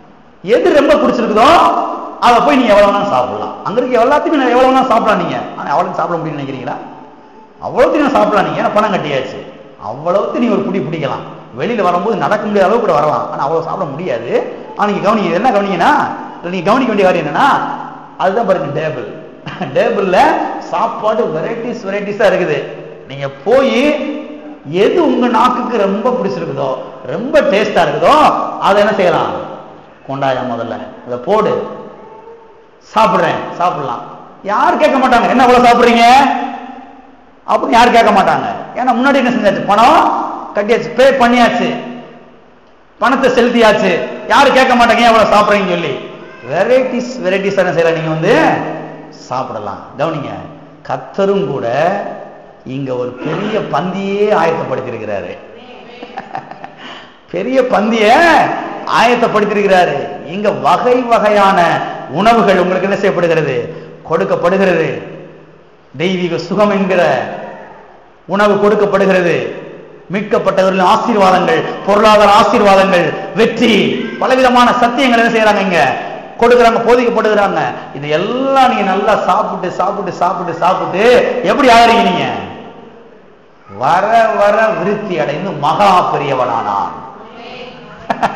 வர வர விருத்தி அடைந்து மகா பெரியவனானான். ஆமென். எல்லாம் சொல்லுங்க, வர வர விருத்தி அடைந்து மகா பெரியவனானான். ஆரம்பத்துல கொஞ்சம், அப்புறம் கொஞ்சம், அப்புறம் கொஞ்சம், இப்படியே போயிட்டே இருந்தா நல்ல பெரிய ஆள் ஆயிடுறீங்க. நல்லா பெரிய ஆள் ஆயிடுறீங்க. ஏன்னா இங்க கொடுக்கப்படுகிற சத்தியங்களை வந்து நீங்க சாப்பிட்டு அப்படின்னு செஞ்சிடுறீங்க, ஆகிவிடுகிறீர்கள். அது மட்டும் இல்ல, கவனிங்க, சத்துரு என்ன செய்து கொண்டிருக்கிறான் சொன்னால், அவன் வேடிக்கை பார்த்து கொண்டிருக்கிறான். எதை வேடிக்கை பார்த்துக்கிட்டு இருக்கிறான், அதை நீங்க கவனிக்கணும். எதை வேடிக்கை பார்த்துக்கிட்டு இருக்கிறான், தேவன் நம்மை போஷிப்பதை, நாம் செழிப்பாவதை, நாம் ஆசீர்வதிக்கப்படுவதை, நாம் நன்றாக இருப்பதை அவன் பார்த்து வேடிக்கை பார்த்துக்கிட்டு இருக்கிறான். போக செழிப்பாகிட்டே போறான் இந்த ஆளு, போக நல்லா இருக்கிறானே, ஓட்ட சைக்கிள் கூட இல்லாத ஆளு இப்ப நல்லா வண்டி வாங்கி இருக்கிறாரு, ஒருவேளை கார் வாங்கிடுவாரோ அந்த ஆளு அப்படின்னு யார் பார்த்துக்கிட்டு இருக்கிறா, பிசாசு வேடிக்கை பார்த்துக்கிட்டு இருக்கிற. அன்னைக்கு பார்த்தா வீட்டுக்குள்ள கூட 4 அனுமதி சக்தி தான் இருந்துச்சு. ஆனா இன்னைக்கு பார்த்தா எல்லாம் வந்துருச்சு. ஃப்ரிட்ஜ், வாஷிங் மிஷின், அது இது எல்லாம் வருதே உள்ள. போக நாலு நல்லாகிட்டே போறானே, செழிப்பாகிட்டே போறானே என்று யார் வேடிக்கை பார்த்துக்கிட்டு இருக்கிறா, பிசாசு வேடிக்கை பார்த்துக்கிட்டு இருக்கிறான். வேடிக்கை பார்க்கறது அவன் வேலை. எத்தனை விளங்குச்சு? வேடிக்கை பார்க்கறது அவன். உங்க வேலை என்ன வேலை? வசனத்தை நல்லா சாப்பிடுற வேலை. வசனத்தை நல்லா சாப்பிட்டீங்கன்னா நீங்க செழிப்பாகிக்கிட்டே போவீங்க, நீங்க ஆசீர்வதிக்கப்படுத்திக் கொண்டே போவீங்க, நீங்க நன்றாகிக் கொண்டே போவீர்கள். வாழ்க்கையில வெற்றியின் மேல் வெற்றி அடைந்து கொண்டே போய்கொண்டே இருப்பீர்கள். வசனத்தை கேட்க கேட்க. அவன் வேலை வேடிக்கை பார்க்கிற வேலை. உங்க வேலை வசனத்தை கேட்டு நன்றாகிக் கொண்டே போகிற வேலை. எத்தனை அப்படியே போறீங்க? அவன் வேடிக்கை பார்த்துட்டே இருக்கட்டும். அவன் உங்களை ஒண்ணுமே பண்ண முடியாது. ஏன் ஒண்ணுமே பண்ண முடியாதுன்னா, நீங்க மேய்ப்பனோடு நெருங்கி இருக்கிறீங்க. மேய்ப்பனோடு நெருங்கி இருக்கிறீங்க. கோலும் இருக்கிறது, தடியும் இருக்கிறது. அவன் உள்ள வந்தான்னா அடிச்சு துரத்துவதற்கு. உதாரணத்துக்கு பார்த்தீங்கன்னா, பழைய ஏற்பாட்டுல யோபு என்கிற ஒரு மனுஷனை குறித்து நான் பார்க்கிறோம் இல்லையா? இந்த யோபு எப்படி இருக்கான்? அவன் போக போக நல்லாகிட்டே போறான், போக போக நல்லாகிட்டே போறான், விருத்தி அடைந்து கொண்டே போகிறான், ஆசீர்வதிக்கப்பட்டுக் கொண்டே போகிறான். ஆடு மாடுகள் எல்லாம் பழி பெருகுது, ஆடு மாடுகள் எல்லாம் பழி பெருகுது, ஒட்டகம் பெருகுது, கழுதை பெருகுது, ஏறு மாடு பெருகுது, வேலைக்காரர்கள் பெருகுறாங்க, சொத்து பெருகிக்கிட்டே போகுது, சொத்து பெருகிக்கிட்டே போகுது. ஆனா அங்க ஒருத்தருக்கு வயிறு எரிஞ்சுக்கிட்டே இருக்குது, வயிறு அவனுக்கு வயிறு எரியுது. யாருக்கு? சாத்தானுக்கு வயிறு எரியுது. ஐயோ இந்த யோபு போக போக நல்லாகிட்டே போறானே, கொஞ்சம் ஆடு இருந்துச்சு இப்ப பார்த்து இவ்வளவு ஆடு வந்துருச்சு, கொஞ்சம் வேலைக்காரங்க இருந்தாங்க இப்ப இவ்வளவு வேலைக்காரங்க இருக்கிறாங்களே, கொஞ்சம் ஏறுமாடுதான் இருந்துச்சு இப்ப இவ்வளவு ஏறுமாடு வந்துருச்சு, கொஞ்சம் கழுதைகள் தான் இருந்துச்சு இப்ப ஏராளம் கழுதைகள் வந்துருச்சு, கொஞ்சம் சொத்துகள் தான் இருந்துச்சு, வயல் வெளிகள்லாம் கொஞ்சம் தான் இருந்துச்சு இப்ப நிறைய வந்துருச்சுன்னு சொல்லி பாருங்க. சாத்தான் என்ன செய்யறான்?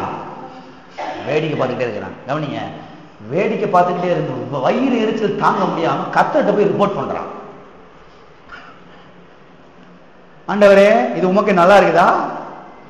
என்ன அப்படி இந்த யோபு போய்கிட்டே இருக்கானே, போக போக போக போக பூமியே சுதந்திரிச்சுவான் போல, இந்த பூமியை வளர்ச்சி வாங்கிடுவான் போலயே. வயிறு எரிச்சல்ல போய் கர்த்தர்கிட்ட ரிப்போர்ட் பண்றான். உங்களை பார்த்து அவனுக்கு வயிறு எரிஞ்சுக்கிட்டு இருக்குதுங்க, நீங்க நல்லா இருக்கிறத பார்த்து,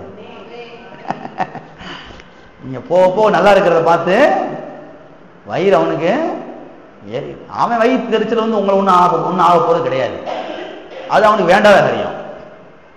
நான் தேவனுடைய பிள்ளை, கல்வாரி சிலுவையின் மூலமா கர்த்தர் சம்பாதித்து வைத்திருக்கிறார், அந்த ஆசீர்வாதத்துக்கெல்லாம் நான் சொந்தக்காரன், நான் எடுத்து சுதந்திரிக்கிறேன், அனுபவிக்கிறேன், அது எனக்குரியது, அது இவனுக்கு வேண்டாத காரியம் வந்து. ஆனா அவனுக்கு பிடிக்கல, அவனுக்கு பிடிக்கல. வாசிப்போம் யோபு, யோபு 1ஆம் அதிகாரம் திருப்பிக் கொள்ளுங்கள், வாசித்து நாம் முடிப்போம். 6ஆம் வசனத்திலிருந்து 10ஆம் வசனம் வரைக்கும் வாசிக்கிறேன், கவனிங்கள். ஒரு நாள் தேவபுத்திரர் கர்த்தருடைய சந்நிதியில் வந்து நின்ற போது சாத்தானும் அவர்கள் நடுவிலே வந்து நின்றான். கர்த்தர் சாத்தானை நோக்கி நீ எங்கே இருந்து வருகிறாய் என்றார். சாத்தான் கர்த்தருக்கு பிரதி உத்தரமாக பூமி எங்கு உலாவி அதில் சுற்றி திரிந்து வருகிறேன் என்றான். கர்த்தர் கேட்கிறாரு, பா எங்க பாருந்து வர்ற? உடனே அவன் சொல்றான், பூமி எங்கும் சுத்தி வர்றேன், யாரெல்லாம் நல்லா இருக்கிறாங்க, யாரெல்லாம் கெட்டு குட்டி சவர போனாங்க, யாரெல்லாம் நாசமா போனாங்கன்றலாம் அப்படியே வாட்ச் பண்ணி ஒரு லிஸ்ட் எடுத்து கொண்டு வந்திருக்கிறேன் அப்படின்னு சொல்றான்.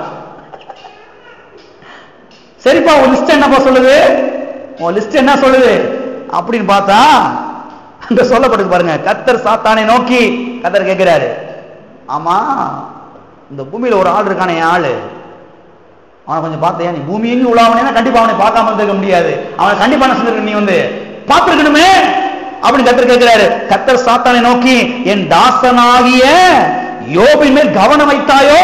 அவனை பார்த்தையா? அவனை பார்த்தையா? உத்தமனும் சன்மார்க்கனும் தேவனுக்கு பயந்து பொல்லாப்புக்கு விலகுகிறவனுமாகிய அவனைப் போல பூமியில் ஒருவனும் இல்லை என்றார்.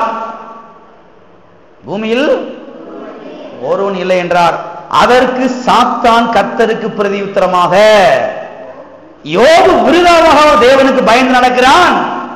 என்ன சொல்ல வர்றேன் பாருங்க, யோபு விருதாவாக சும்மாவா ஆண்டவரை தேடுறான், சும்மாவா ஆண்டவரை தொழுது கொள்றான், சும்மாவா ஆண்டவரை ஆராதிக்கிறான், சும்மாவா ஆண்டவரை தொழுது கொள்றான், விஷயம் இல்லையா அவன் கர்த்தரை தொழுது கொள்றான் அப்படின்னு சொல்லிட்டு சொல்றான் பாருங்க.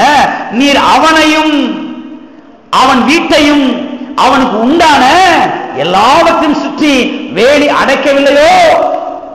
ஆண்டவர் வேலி அடைச்சிருக்கிறீரே, உள்ள போக முடியலையே, எனக்கு வயிறு எரியுது, நான் வெளியிருந்து பார்த்துக்கிட்டு இருக்கிறேனே அப்படின்னு சொல்றான். சொல்லிட்டு சொல்றான் பாருங்க, அடுத்து கவனிங்க, அவன் கைகளின் கிரியையை ஆசீர்வதித்து, என்ன சொல்றான்? அவன் கைகளின் கிரியைகளை ஆசீர்வதித்தீர், அவனுடைய சம்பத்து தேசத்திலே பெருகிச்சு. அடையப்பா, எங்க பெருகிச்சு? எங்க பெருகிச்சு? சத்தமா சொல்லுங்க. தேசத்துல பெருகிச்சு. பரலோகத்திலையா பூலோகத்திலையா? நீ கிறிஸ்தவ சொல்றாங்க பரலோகத்திலே கர்த்தர் தருவார். அது தருவாருங்க, அது யாரு பிள்ளைய சொன்னது? அங்க தர்றவரு இங்க தர மாட்டாரா? அங்க தர்றவரு இல்ல இல்ல இல்ல, அங்க கர்த்தர் நிறைய தரணும்னா இங்க அடியனுக்கு ஓலை குடிசைதான் இருக்கணும். ஓலை குடிசைதான். இங்க அடியனுக்கு வீடு இருக்கக்கூடாது, இங்க ஒண்ணுமே இருக்கக்கூடாது, இங்க பிளாட்பார்ம்லாம் படுத்து கிடக்கணும். இங்க பிளாட்பார்ம்ல படுத்து கிடந்தா கர்த்தர் பரலோகத்துல என்ன செய்வாரு? மாட மாளிகையும் கோபுரத்தையும் தருவார். ஆனா கவனிங்க, இங்க யோபை பத்தி பாக்குறோம். அவன் சம்பத்து தேசத்துல பெருகிற்று. எது பெருகிற்று? சம்பத்து. சம்பத்து என்னங்க? சொத்து. சொத்து பெருகிச்சு. நீங்க சில கிறிஸ்தவமா சொல்றாங்க சொத்து பெருகிச்சுன்னா பரலோகம் போக முடியாது. பிசாசுடைய வஞ்சகம் பாருங்க. பிசாசு தான் இங்க சொல்றான். இது முக்கியமான விஷயம் தான். இங்க சாத்தான் தான் சொல்றான், அவனை சுத்தி வேலி அடைச்சிருக்கிறீரு, வேலி அடைச்சது மாத்திரம் இல்ல, அவனை சும்மாவா விடுறீரு, அவனை ஆசீர்வதிச்சுக்கிட்டே இருக்கிறீரு, கொஞ்சம் வேலையை திறந்து விடுமே, நான் உள்ள போய் அவனை அடிச்சு துவச்சிட்டு வர்றேன். யோசிச்சு பாருங்க. அவன் போக நல்லாகிட்டே போறான், ஆசீர்வதிக்கிறீரு, செழிப்பாகிட்டு போறான், சொத்தலை வாங்கிட்டு இருக்கிறான், ஆடு மாடு வெள்ளி பொண்ணு எல்லாம் பெருகிட்டே போகுது. அது மாத்திரம் இல்ல, அவ்வளவு வெள்ளி பொண்ணு ஆடு மாடு எல்லாம் சுத்தி வெளியே வர போட்டுட்டீரு, உள்ள நுழைய முடியலையே, எனக்கு பிடிக்கலையே, எனக்கு வயிறு எரியுது, என்ன பண்ண அப்படின்னு ரிப்போர்ட் பண்றான். இந்த டேபிள் லேண்டுக்கு ஆடுகள் அழைச்சு கொண்டு போய் மேய்ப்பன் மேய்க்க விடும் போது இந்த துஷ்ட மிருகம் அப்படிதான் பார்த்துட்டு இருக்குது. ஆஹா, நல்லா கொழுகுன்னு இருக்குது, தனியா வர மாட்டேங்குது, சிக்க மாட்டேங்குது, ஒரு சாத்து சாத்தலாமே அப்படின்னு பார்த்துக்கிட்டு, ஆனா அது வர மாட்டேங்குது, அது வர மாட்டேங்குது.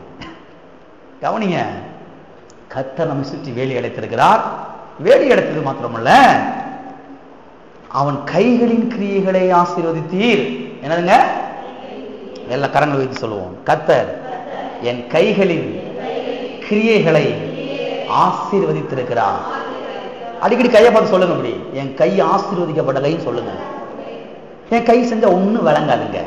புத்திய மாத்துங்க, வாயை மாத்துங்க. முதல்ல புத்தி மாறணும், வாயு மாறணும். இந்த கையை வச்சு வேலை செஞ்சா ஒன்னும் விளங்காது, ஒன்னும் உருப்படாது. நீங்க சொல்லிட்டீங்கல்ல, ஒண்ணுமே உருப்படாது. ஏன்னா இயேசு கிறிஸ்து சொன்னார் இல்லையா, அவன் சொன்னபடி அவனுக்கு ஆகும். ஒண்ணு விளங்காது, ஒண்ணு விளங்காது. இல்ல இல்ல, என்னுடைய கைகள் ஆசீர்வதிக்கப்பட்ட கைகள். நான் எங்க கையை வச்சு வேலை செய்யறேனோ அங்க ஆசீர்வாதம் உண்டாகும், அங்க வெற்றி உண்டாகும், அங்க செழிப்பு உண்டாகும், அங்க விருத்தி உண்டாகும். ஏன்னு சொன்னால் என்னுடைய கை ஆசீர்வதிக்கப்பட்ட கைகள். ஆசீர்வதிக்கப்பட்ட இந்த வெளிப்பாடெல்லாம் கிறிஸ்தவங்களுக்கு இல்ல பாருங்க. இல்லாதனாலதான் அப்படியே பாருங்க, பரதேசி பண்டாத மாதிரி ஐயோ பாவம் மாதிரி எப்படி திடுறாங்க. கட்டுற சேலை இல்லாம ட்ரெஸ் இல்லாம ஒண்ணும் இல்லாம அப்படியே ஐயோ வாங்க கிழிஞ்ச பைபிள் கூட வாங்க காசு இல்லை, பைபிள் வாங்குறது கூட காசு இல்லை, கிழிஞ்ச பைபிள் அப்படியே பார்த்தா அப்புறானியா போறது. கேலி பொருளா இருக்கிறாங்க. ஏன் கேலி பொருளா இருக்காங்கன்னு இதெல்லாம் பார்க்கறது கிடையாது. கர்த்தரனை ஆசீர்வதித்திருக்கிறார். என்னுடைய கைகள் ஆசீர்வதிக்கப்பட்ட கைகள். என்னை சுற்றி கர்த்தர் வேலி அடைத்திருக்கிறார். பிசாசு என்னை நெருங்க முடியாது. மெய்ப்பன் என் கூட இருக்கிறார், கோலும் தடியும் எனக்கு கொடுக்கப்பட்டிருக்கிறது என்ற அந்த வெளிப்பாடெல்லாம் இருக்கும் பொழுது இவங்க நல்லா ஆயிடுவாங்க. இவங்க நல்லா ஆயிடுவாங்க. அப்ப நீங்க கவனிக்க வேண்டிய காரியம் என்னன்னா, அவன் வேடிக்கை பார்த்துக்கிட்டு இருக்க, நம்ம நல்லா ஆகிட்டே போறோம். இது ரெண்டே மனசுல வச்சுக்கங்க. இன்னைக்கு அவன் வேடிக்கை பார்த்துக்கிட்டு இருக்கிறான், நம்ம நல்லாகிட்டே போறோம். நம்ம நல்லாகிக்கிட்டே போகிறோம். வாரம் வாரம் வந்து இந்த டேபிள் லேண்ட உட்காந்து, இந்த பப்பை சிஸ்டத்துல உட்காந்து நல்லா சாப்பிட்டு சாப்பிட்டு வார்த்தை நல்லா கேட்டு கேட்டு கேட்டு கேட்டு நல்லாகிட்டே போறோம். அவன் வயிறு எரிஞ்சுக்கிட்டே இருக்குது. அவன் வயிறு எரிஞ்சுக்கிட்டே இருக்கட்டும், நீ நல்லாகிட்டே இருப்பீங்க. ஆமென். எல்லாம் எழுந்திருப்போம், ஜெபிப்போம். கர்த்தர் நம்மை சுற்றி வேலி அடைத்திருக்கிறார், நம்மை ஆசீர்வதித்திருக்கிறார். நம்முடைய கைகளின் கிரியைகளை கர்த்தர் ஆசீர்வதிக்கிறார். சம்பத்து தேசத்திலே பெருகிற்று. பெருகிடுமா வேணாமா? எத்தனை பெருகு நினைக்கிறீங்க? இல்ல பாஸ்டர், வேணாம் பாஸ்டர், எனக்கு ஒன்னும் வேணாம் பாஸ்டர், அடி எனக்கு ஒன்று வேண்டாம். அடி எனக்கு ஒருத்தர் சொன்னார் பாருங்க, அடி எனக்கு இரண்டே சட்டைகள், ஒன்று கொடியில் ஒன்று உடம்பில். ஒன்று கொடியில், ஒன்னு கொடியில காஞ்சிக்கிட்டு இருக்குது, இன்னும் உடம்புல தொங்கிக்கிட்டு இருக்குது. எதுக்கு அதையும் கூட தூக்கி போட வேண்டியதானே? அவர் சொல்றத பார்த்தா அப்பா ரெண்டே சட்டை தான் இருக்குதான், அதுல ஒண்ணு கொடியில தொங்கிக்கிட்டு இருக்குதா, ஒன்னும் உடம்புல தொங்கிக்கிட்டு இருக்குதான். இது எங்கிட்ட வெளியில போய் சொல்ல முடியுமா? நீ வெளியில போய் சொன்னா எப்படி இருக்கும் பாருங்க. என்னையா உங்க ஆண்டவர் ரெண்டு சட்டைக்கு மேல தரமாட்டாரா? உங்க ஆண்டவர் அவ்வளவு ஏழ்மையானவரா, அவ்வளவு ஒண்ணுமில்லாதவரா உங்க ஆண்டவர் அப்படின்னு சொல்லிடுவாங்க. இல்ல இல்ல இல்லைங்க, எங்க ஆண்டவர் தான் உலகத்திலேயே பெரியவர், அவர் பெரியவர், அவர் நல்லவர், அவர் ஏராளமானவர், தாராளமானவர், எங்களை நல்லா ஆசீர்வதிச்சிருக்கார். பாருங்க, பார்த்தா தெரியுதா? நீ வந்து அப்படி ஆயிடுவ. நீ வந்தா அப்படி வா, டேபிள் லேண்டுக்கு வா, வா பந்திக்கு வா, வந்து வார வாரம் சாப்பிடு, நல்லா இரு. இந்த தலைவிதியை என்ன செய்வார்? கர்த்தர் மாற்றுவார். தரித்திரத்தை மாற்றுவார், கடன் பிரச்சனையை மாற்றுவார், நோயை சுகமாக்குவார். இல்லாமை மாறும், தரித்திரம் மாறும், கடன் பிரச்சனை மாறும், தோல்வி மாறும், குடிசைகள் நல்ல மாளிகையான வீடுகளாய் மாறும். கர்த்தர் என்ன செய்வார்? உன்னை ஆசீர்வதிப்பார். யோபுவை ஆசீர்வதித்ததை போல கர்த்தர் உன்னை என்ன செய்வார்? ஆசீர்வதிப்பார் என்று சொல்ல வேண்டும். ஆமென். கைகளின் கிரியை ஆசீர்வதிக்கிறார். சம்பத்து பெருகுது. அது மாத்திரமல்ல, அதை சுற்றி கர்த்தர் வேலி அடைத்திருக்கிறார். ஆமென். சத்துருக்களுக்கு முன்பாக நீர் எனக்கு ஒரு பந்தியை ஆயத்தப்படுத்தி. ஆமென். எல்லாரும் கர்த்தரை நாம் ஸ்தோத்திரிப்போம், கர்த்தருக்கு நன்றி செலுத்துவோம். ஹல்லேலூயா. ஸ்தோத்திரம் கர்த்தாவே. ஹல்லேலூயா, ஹல்லேலூயா. தகப்பனே உமக்கு நன்றி, உமக்கு நன்றி. எல்லாரும் கர்த்தரை நாம் ஸ்தோத்திரிப்போம், கர்த்தருக்கு நன்றி செலுத்துவோம். கர்த்தாவே, இந்த டேபிள் லேண்டுக்காக நன்றி ஆண்டவரே. இந்த டேபிள் லேண்டுக்காக ஸ்தோத்திரம் கர்த்தாவே. உமக்கு நன்றி, உமக்கு நன்றி ஆண்டவரே. அருமையான வார்த்தைகளுக்காக நன்றி ஆண்டவரே. என் கைகளின் கிரியைகளை ஆசீர்வதிக்கிறீர். என் சம்பத்து தேசத்திலே பெருகுகிறது. உம்முடைய நாம மகிமைக்காக, என்னை யாரும் காமிப்பதற்காக அல்ல ஆண்டவரே, உம்முடைய நாம மகிமைக்காக நான் ஆசீர்வதிக்கப்படுவதை பார்த்து, நான் நன்றாக இருப்பதை பார்த்து, இயேசுவின் நாமம் இந்த பட்டணத்திலே மகிமைப்படுகிறது. இயேசுவின் நாமம் இந்த பட்டணத்திலே மகிமைப்படுகிறது. நாங்கள் ஆராதிக்கிற எங்களுடைய தேவன் ஆசீர்வாதத்தின் தேவன், செழிப்பின் தேவன் என்பதை இந்த பட்டணத்தில் இருக்கிற ஒவ்வொருவரும் கண்டுகொள்ள வேண்டும். இந்த பட்டணத்தில் இருக்கிற ஒவ்வொருவரும் கண்டுகொள்ள வேண்டும். ஹல்லேலூயா. தகப்பனே உமக்கு ஸ்தோத்திரம் ஆண்டவரே. ஸ்தோத்திரம் கர்த்தாவே. ஸ்தோத்திரம் தேவனே. ஹல்லேலூயா. தகப்பனே உமக்கு நன்றி, உமக்கு நன்றி ஆண்டவரே. நன்றி கர்த்தாவே. ஹல்லேலூயா, ஹல்லேலூயா. ஸ்தோத்திரம் கர்த்தாவே. ஸ்தோத்திரம் தேவனே. ஹல்லேலூயா, ஹல்லேலூயா, ஹல்லேலூயா. தகப்பனே உமக்கு நன்றி, தகப்பனே உமக்கு நன்றி, உமக்கு நன்றி ஆண்டவரே. உமக்கு நன்றி, உமக்கு நன்றி ஆண்டவரே. உமக்கு நன்றி, உமக்கு நன்றி ஆண்டவரே. ஹல்லேலூயா, ஹல்லேலூயா.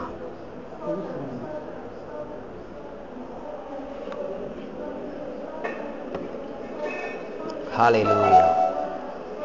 Hallelujah. Hallelujah. Hallelujah. Praise you, Jesus. Praise you, Jesus. Thank you, Lord. Thank you, Lord. Hallelujah. Hallelujah. Hallelujah. Hallelujah. Hallelujah. தகப்பனே உமக்கு நன்றி, உமக்கு நன்றி. எங்கள் அன்பின் பிதாவே, கர்த்தராகிய இயேசுவின் நாமத்தில் உம்முடைய சமூகத்திலே நாங்கள் வருகிறோம். ஆசீர்வதிக்கப்பட்ட அந்த வேலைக்காக உமக்கு ஸ்தோத்திரம் ஆண்டவரே. சத்துருக்களுக்கு முன்பாக நீர் எனக்கு ஒரு பந்தியை ஆயத்தப்படுத்தி என் தலையை எண்ணெயால் அபிஷேகம் பண்ணுகிறீர் என்று நாங்கள் சத்திய வேதத்திலே வாசிக்கிறோமே கர்த்தாவே. கர்த்தாவே, இந்த மாபெரும் பந்திக்காக, இந்த டேபிள் லேண்டுக்காக நன்றி செலுத்துறேன் கர்த்தாவே. இந்த வார்த்தை கொண்டு எங்களை போஷிக்கிறீர், இந்த வார்த்தை கொண்டு எங்களை ஆசீர்வதிக்கிறீர் கர்த்தாவே. பரிசுத்த ஆவியானவரே, இந்த வார்த்தை கொண்டு எங்களை போஷிக்கும்படியாக நாங்கள் ஜெபிக்கிறோம் கர்த்தாவே. தகப்பனே, அவிதமாய் செய்கிறபடியா ஸ்தோத்திரம். இந்த வார்த்தை இவர்களை வாழ வைக்கட்டும் கர்த்தாவே. இந்த வார்த்தை இவர்களை செழிப்பாக்கட்டும். இந்த வார்த்தை இவர்களை உயர்த்தட்டும் கர்த்தாவே. சத்தியத்தையும் அறிவீர்கள், நீங்கள் அறிந்த சத்தியம் உங்களை விடுதலையாக்கும் எழுதப்பட்டிருக்கிறது. இந்த சத்தியம் இவர்களை விடுதலையாக்கட்டும் கர்த்தாவே. குறைவிலிருந்து, தாழ்ச்சியிலிருந்து, இல்லாமையிலிருந்து, வறுமையிலிருந்து, கடன் பிடியிலிருந்து இவர்களுடைய வார்த்தை விடுதலையாக்குகிறபடியா ஸ்தோத்திரம் கர்த்தாவே. நோயிலிருந்து இந்த வார்த்தை இவர்களை விடுதலையாக்குகிறபடியா ஸ்தோத்திரம் கர்த்தாவே. இந்த போக்குவரத்து எல்லாவற்றையும் நீர் ஆசீர்வதியும். அவிதமாய் செய்கிறபடியா நன்றி. இயேசு நாமத்தில் உள்ள பிதாவே. என் ஆத்துமாவே கர்த்தரை ஸ்தோத்திரி, என் முழுவதுமே அவருடைய பரிசுத்த நாமத்தை ஸ்தோத்திரி. என் ஆத்துமாவே கர்த்தரை ஸ்தோத்திரி, செய்த சகல உபகாரங்களையும்.